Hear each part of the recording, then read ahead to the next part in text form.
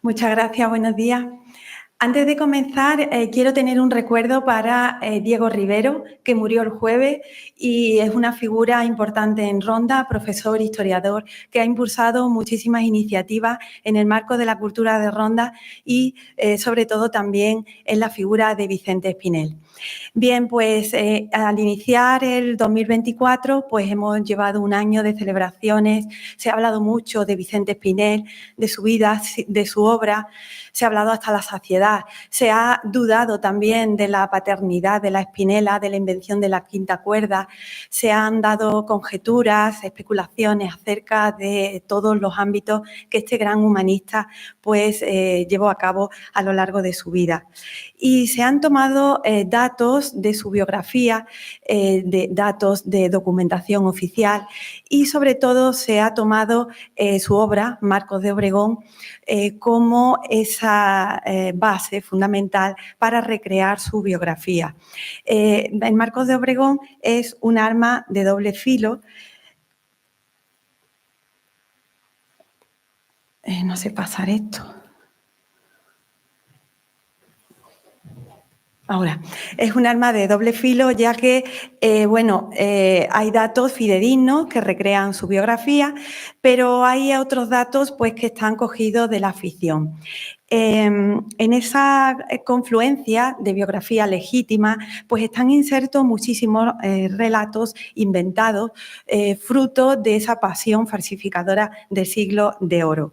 En ese juego de ambigüedades, pues resalta el propio peregrinaje vital de nuestro autor, que actúa como hilo conductor, pero que, como digo, se va adornando y bueno, pues va confluyendo unas diferentes vertientes, unas con diferentes grados de realidad sobre la otra.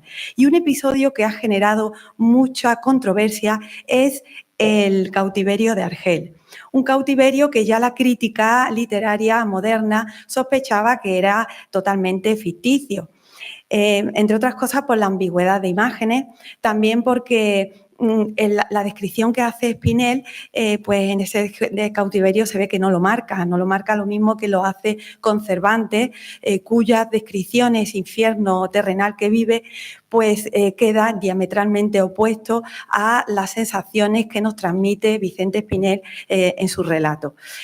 Otra de las pautas que escoge la crítica moderna es que, bueno, el cautiverio de Espinel, su liberación no tiene no cuesta ni un solo maravedí y tampoco está, se realiza por la orden de los mercedarios, la orden de redención, sino que todo es fruto de su astucia y de sus propias habilidades, con lo cual es de suponer que ese cautiverio pues nunca fue real. Así que es un juego de contrastes.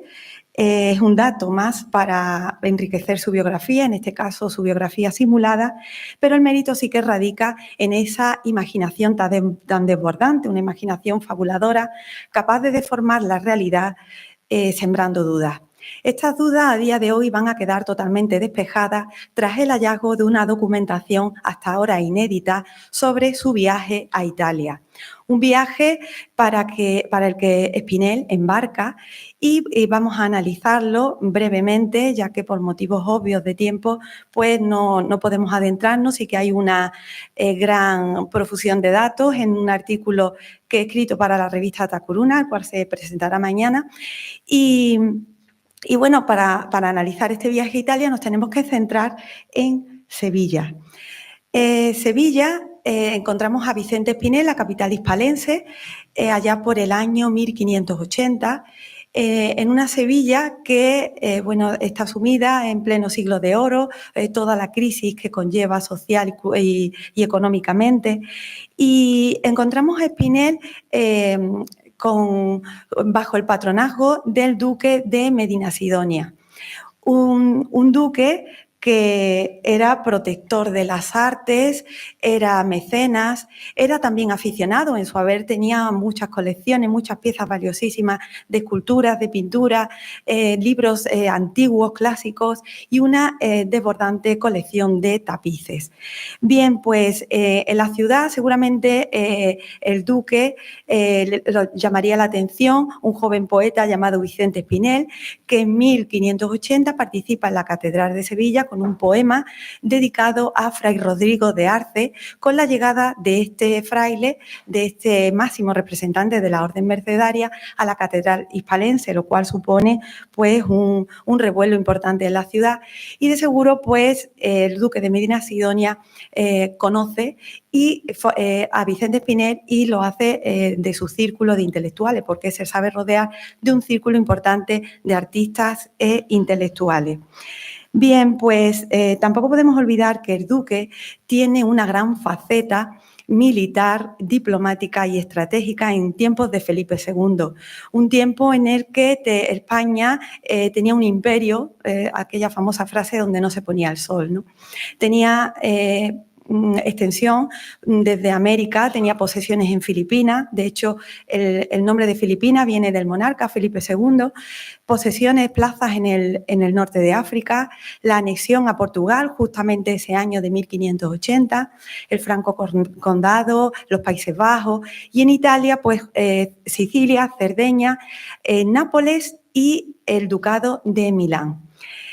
El duque de Felipe II va a nombrar al duque de Medina Sidonia gobernador del Ducado de Milán.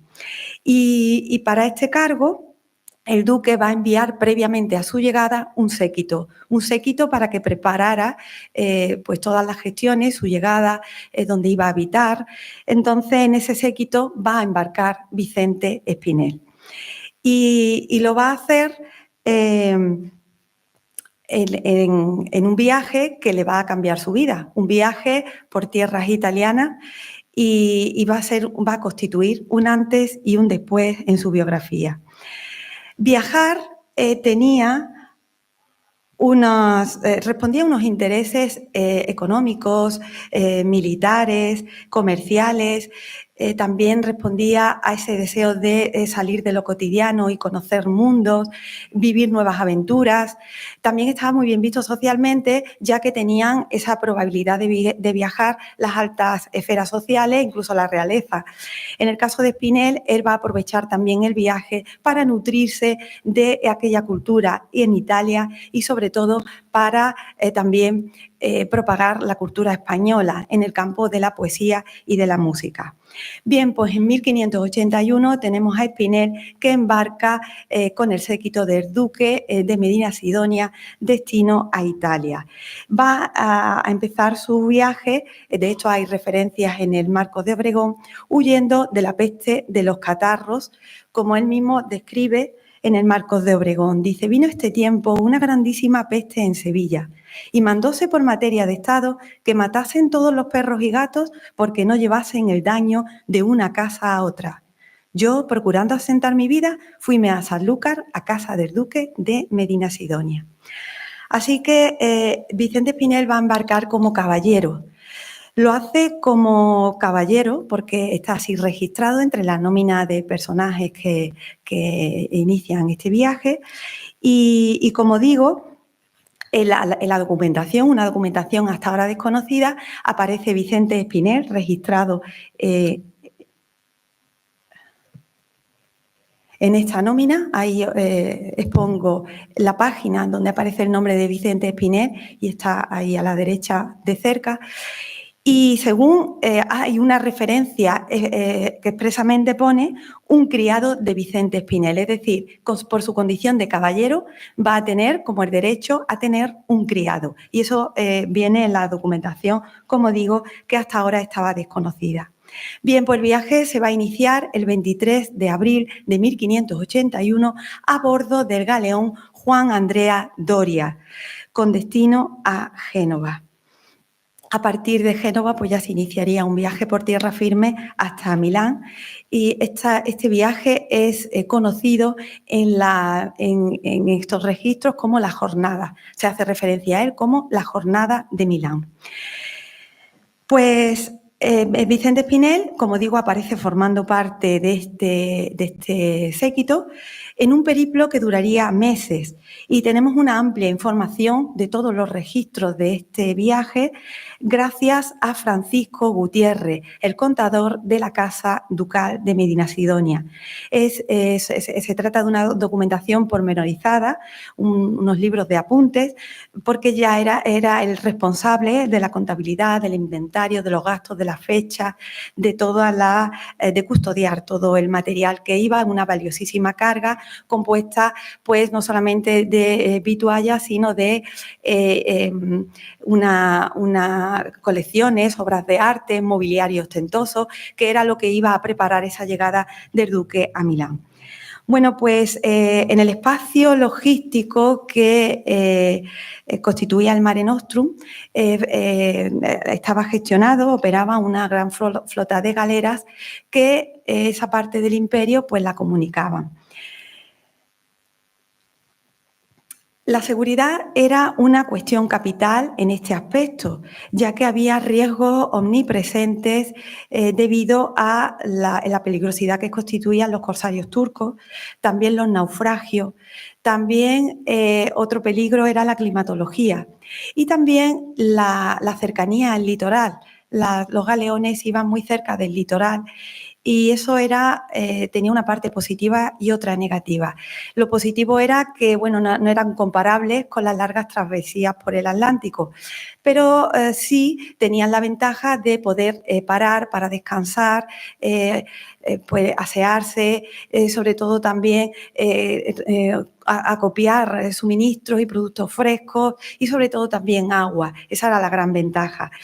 Pero por otra parte, pues existía un peligro inminente, que era la poca altura de los fondos, sobre todo lleno de rocas que podían dañar seriamente estas naves. Pero bueno, siguiendo el hilo de esta documentación, pues ya sabemos a día de hoy que nada de eso ocurre. La climatología fue buena, se cogió un tiempo de bonanza desde abril hasta junio, que es cuando llegan. No hubo ningún secuestro ni ningún naufragio provocado por los piratas turcos. Entonces ya constatamos a partir de aquí que ese episodio en Argel pues queda totalmente en la parte de la ficción. Así que hemos demostrado que es fabulación, que los peligros, el catálogo de peligros y de aventuras que nos muestra Espinel, pues se ha mermado con el descubrimiento de estos datos. Bien, Espinel estuvo inmerso durante meses en una microsociedad que constituía todos los habitantes de la nave. Allí, pues, una de las cosas que más había que regular era la convivencia. Por tanto, esa microsociedad estaba fuertemente jerarquizada. Existía una disciplina, una autoridad, y cada uno ocupaba un puesto importante y un cargo que tampoco estaba exento de ser importante. Desde las clases populares, que se dedicaban a la limpieza y a todo el mantenimiento de la nave, hasta los que protegían, como es el caso de Francisco Contador, el que hizo todos los registros, protegía todos los bienes ducales. La actividad se realizaba más bien por la mañana, esas tareas de mantenimiento, y por la tarde la actividad decaía. Las tardes se dedicaban a la música. Era normal que llevaran instrumentos como chirimías, guitarras. También se dedicaban a la lectura grupal, una lectura hecha de este modo porque tenemos que tener en cuenta que en aquella época la mayoría no sabía leer. También la religión ocupaba un puesto importantísimo. La religión, no olvidemos que estábamos en plena contrarreforma y era uno de los grandes pilares de la sociedad. Así que entre estas actividades pues pasaban los días y Y bueno, pues Vicente Espinel, el día a día, queda bastante descrito en esta documentación. Hay esta información perteneciente ya a una historia más de carne y hueso, ¿no? Una intrahistoria, pues está ampliamente detallada, como digo, pero por motivos de tiempo, pues he hecho un breve extracto. Se sabe que Vicente Espinel gozó de privilegios alimenticios, tenía esos privilegios, esos placeres de la mesa en cuanto a los alimentos de una mejor calidad, por ejemplo, en carne y en vino, por su condición de caballero. También hay registros de productos variopintos, productos variados, que nos dan debida cuenta de la dieta que seguían, nada comparable, como he dicho antes, con las travesías por el Atlántico. Una dieta basada en productos variados como ensaladas, legumbres, productos elaborados como sopas, potajes, capones asados, diferentes tipos de agua, como eran el agua rosada, que se utilizaba para condimentar guisos o perfumarlos también, y el agua de hinojo, como era, en este caso, la finalidad que tenía era más bien terapéutica. Para muchos era el primer viaje de su vida y no estaban libres ni de vómitos ni de mareos, incluso ya los más experimentados. A esto hace referencia Vicente Espinel cuando nos habla en el Marcos de Obregón. Dice, viendo el peligro, todos determinamos de confesarnos y encomendarnos a Dios. Pero llegando a hacerlo con 2 frailes que venían en el galeón, estaban tan mareados que nos daban con el vómito en las barbas y pechos. Y como las ondas inclinaban el navío de una parte y a otra, caían los de la una banda sobre los de la otra y luego aquellos sobre esto. Es que se corta. Bien, pues de tono bastante locuaz y a la vez jocoso, nos ilustra Vicente Espinel de estas exageraciones que ocurrían en la nave en el día a día. Bien, pues la llegada a Génova se realizó el 1 de junio. A partir de ahí, como he dicho antes, se inicia un itinerario por tierra firme, pasando por ciudades emblemáticas como Alejandría de la Paglia o Pavía, de ellos también nos habla en el Obregón, y hospedándose en posadas, lugares para el viajero, conventos incluso. Y llegaron, seguramente Vicente Espinel viera esta vista desde de la misma época del puerto de Génova. Y como digo, este viaje que inician por tierra firme, pues duraría un mes, ya que llegan a Milán de junio. Una vez en Milán acontecen los más grandes episodios de importancia en la biografía de Vicente Espinel como humanista. No podemos olvidar que Vicente Espinel ya venía en una condición social importante, era protegido del duque de Medina Sidonia y eso le va a abrir muchas puertas en Milán. Para una de estas aventuras que él va a tener en Milán es la participación en las exequias de la reina Ana de Austria, y gracias a estas relaciones que ya tenía tejidas, entra en contacto con Octavio Gonzaga, magistrado de la ciudad, de la Lombarda, y eso le abre puertas para la participación, como digo, de estas exequias celebradas en la Catedral de Milán el 5 de septiembre de 1581. Las exequias, bueno, pues consistieron en una misa fúnebre donde asisten las autoridades religiosas, civiles y militares de la ciudad, y la predicó en la misa Carlos Borromeo, y para ello pues se organiza dentro de la catedral pues toda la parafernalia de una fiesta barroca, un túmulo central, luminarias, estatuas alegóricas, se decora con terciopelos negros, los cuales están relevados en oro con las letras de los poemas que Vicente Espinel realizó tanto en castellano como en latín. En este acontecimiento participa también otro poeta, Giuliano Giosellini, pero Vicente Espinel es el que lleva la rienda, va a tomar la parte protagonista, ya que va también a participar de forma activa leyendo en la catedral esos poemas. Bien, pues aquí en los poemas pues tratan de la gloria y las grandezas de la Casa de Austria, también tratan de las virtudes de la reina, son emblemas y poemas elegíacos, ¿no?, en la temática. Así que bueno,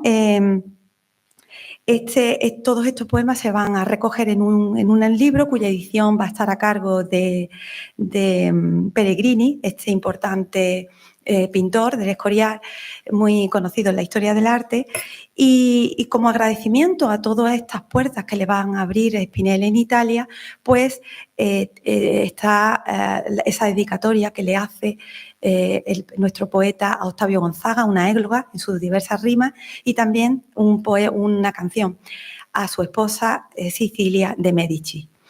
Todo este asunto de Milán queda completado con un poema que aparece en diversas rimas que empieza estos despojos de inmortal memoria, es el primer verso.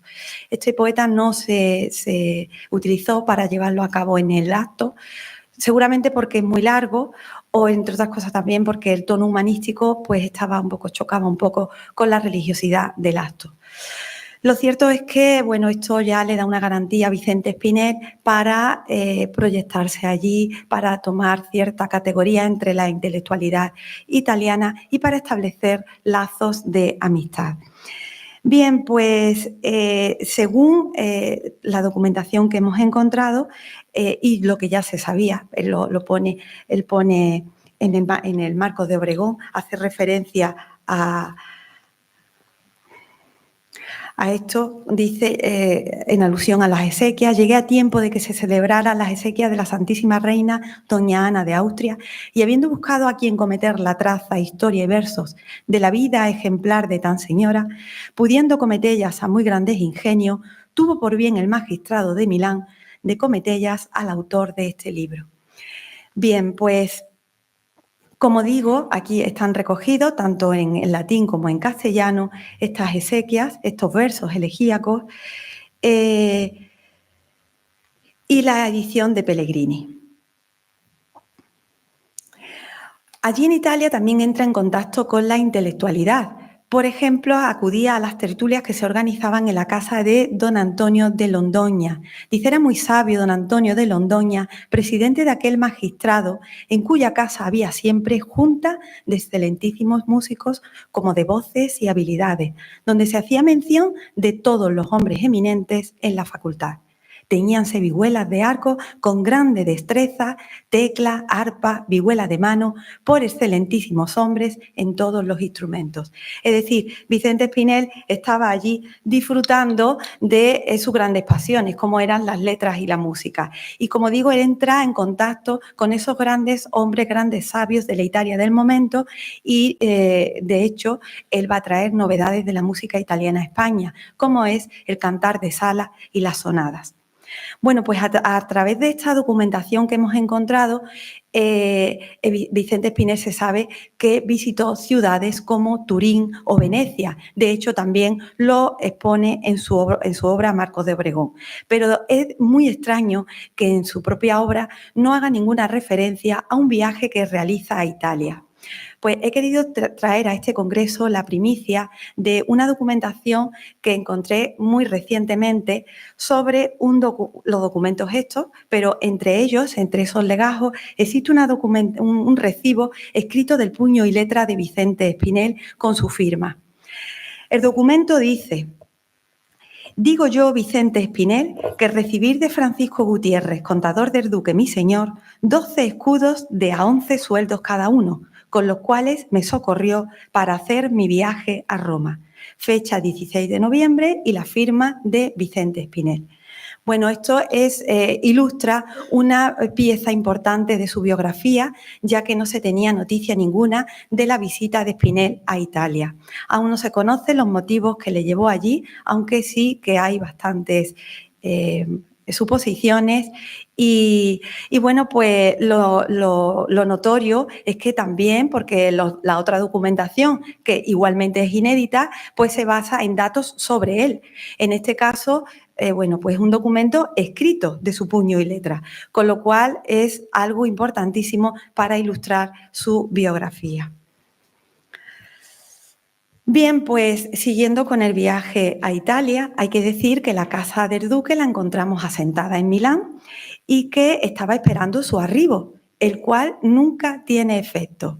El duque de Medina Sidonia nunca fue a Milán. Y es que este cargo tan importante, que lo nombra el rey, pues lo va posponiendo, él se va enredando en otros asuntos, esto queda muy lejos, Milán quedaba muy lejos de sus intereses, y bueno, pues fue postergando el nombramiento hasta que lo eludió totalmente. Y bueno, pues viendo que aquello nunca llegaría, que la llegada del duque nunca se produciría, pues se empieza a organizar la Voltafaquia. En febrero de 1582 empiezan a llegar al puerto de Génova las primeras cargas con destino nuevamente a San Lucas. A pesar del gran dispendio que ocasionó para las arcas ducales este viaje, pues se tienen que volver sin pena y sin gloria. El tornaviaje también es recogido por Francisco Gutiérrez, el contador que hemos hecho referencia antes, y bueno, pues igual con todos los registros, el día a día, todos los productos, todos los flujos de la caja, en un documento que bueno, no deja de ser extensísimo, pero interesantísimo. Pero bueno, tenemos que decir que ya en este tornaviaje Vicente Espinel no se encontraba. Vicente Espinel se queda en Italia, él no vuelve, lo hace 3 años más tarde, en 1584, y por el puerto de Barcelona. Así que él, es verdad que en esos años de Italia tan fructíferos, pues va a dar muchísimas referencias, nos va a ilustrar con muchísimas aventuras y datos en el marco de Obregón. Pero hay otro documento que no es tan conocido que también hace referencia a aquellos años italianos, como es el viaje. Es el testamento. Dice: ítem declaro que debo en la ciudad de Milán, en Lombardía, 20 ducados a un mercader que se llama Ludovico Mato de Recto, de un ferreruelo de Gorgrán, que me vendió fiado hará tiempo de 36 años, los cuales quiero que se le paguen, y si fuese muerto, a sus herederos, y en caso de que no los haya, el señor maestro Franco se los diga. Es que se ha aumentado esto, no sé cómo quitarlo. Se lo diga en misas, vaya. Me acuerdo, no me acuerdo textualmente las palabras, pero quería dejarlo en misas, ¿no? Bueno, pues sí, el ferreruelo era una capa corta, una capa como una esclavina, y la tela es gorguerán, esa es una especie de seda que se fabricaba en Oriente, con lo cual esto demuestra que era un producto caro, que era un producto que no se podía permitir cualquiera. Bueno, pues llegados a este punto, pues tenemos que decir que hemos adornado la biografía de Vicente Espinel con datos totalmente desconocidos. Primero, con las dudas esas que había sobre el cautiverio de Argel, que cada vez estaban más despejadas, pero ya se han despejado de una forma definitiva, ya que se ha comprobado que durante aquel viaje pues, no ocurrió nada y tuvo un final totalmente feliz. En segundo lugar, por una constatación de un viaje que realiza a Roma y que no había ningún vestigio, no había ninguna referencia, era totalmente desconocido, y esto es algo inédito que se ha descubierto, ¿no? Y por último, este es el viaje del día a día, adentrarnos en lo cotidiano, adentrarnos en cada uno de los días que van a conformar una travesía dura, porque no es nada comparable con los viajes a día de hoy, y que vivió Vicente Espinel en primera persona.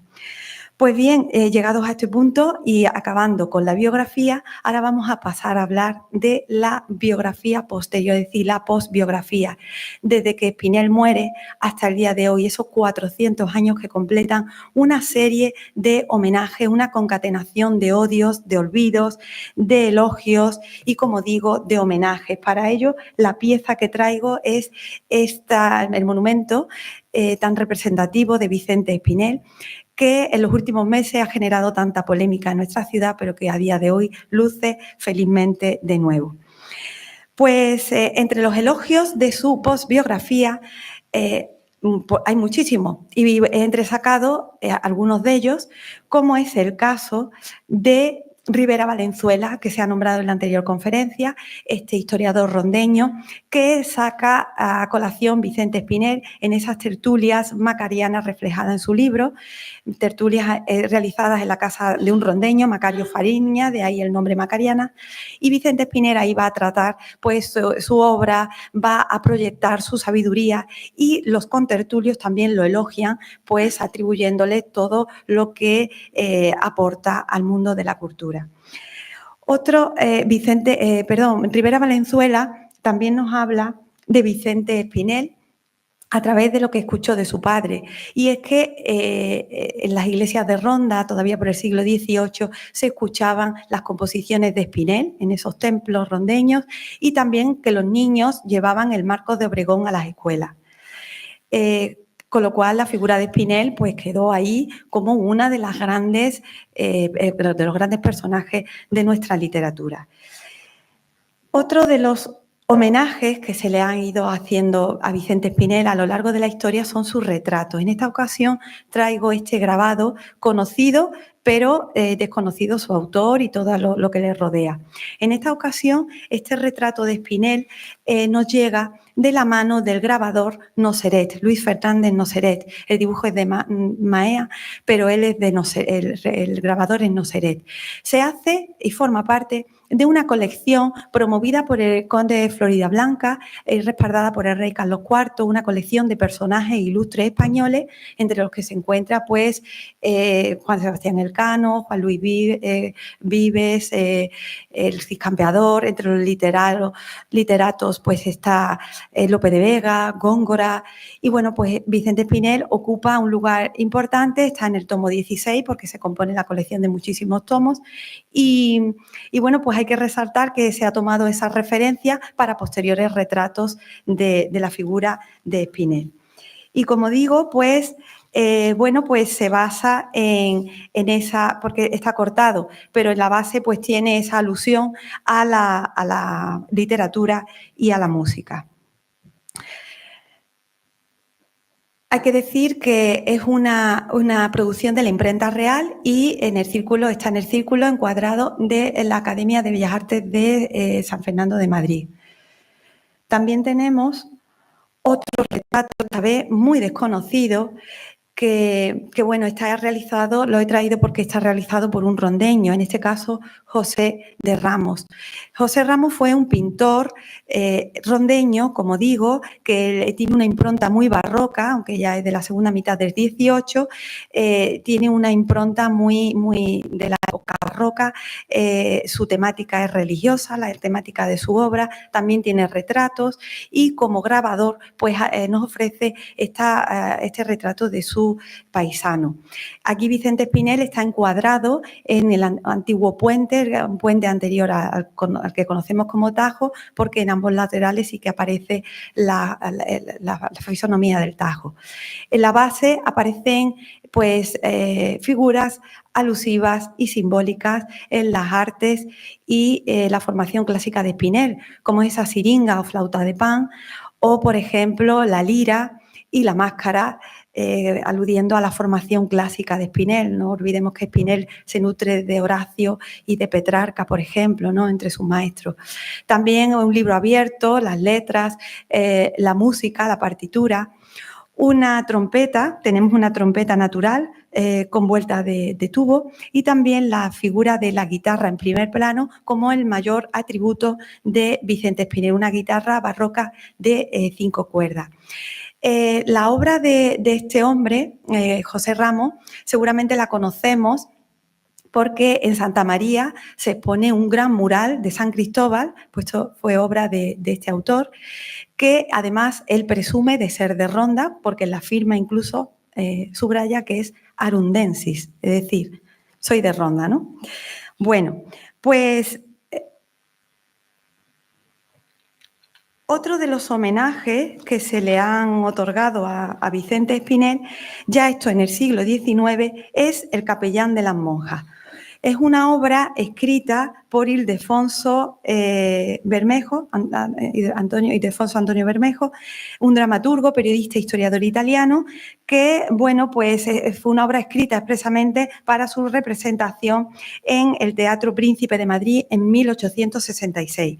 Esta obra es el prototipo de comedia escrita en tres actos, en verso, y bueno, pues narra una historia totalmente ficticia sobre Spinel. En ella aparecen personajes de su época, como es Juan de Tasis y Peralta, el conde de Villamediana, y Salvador Jacinto Polo de Medina.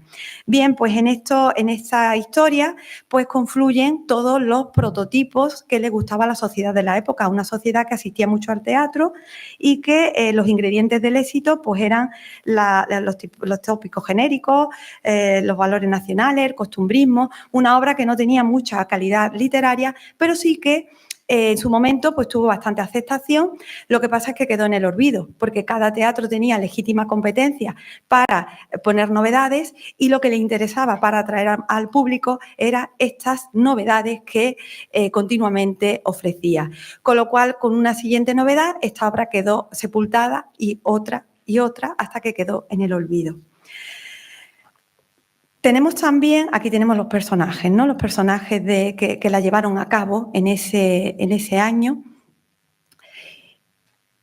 Y tenemos también la zarzuela, una zarzuela escrita expresamente para Vicente Espinel. No podemos olvidar la intensa actividad escénica que había en la España del momento durante todo el siglo XIX. El teatro gozaba de mucha importancia social y el predominio de las zarzuelas, de las compañías que iban recorriendo los escenarios españoles, pues era importante. Bien, pues era normal que se compusieran muchísimas ante tal demanda. Una de ellas fue la titulada La guitarra de Espinel, una obra escrita por Luis de Aguilar y la música estaba llevada a cabo por Hilarión Eslava. Bien, pues solamente nos queda una referencia de esta zarzuela y es el anuncio en la prensa en 1874 para el Teatro Apolo de Madrid. No existen más referencias posteriores.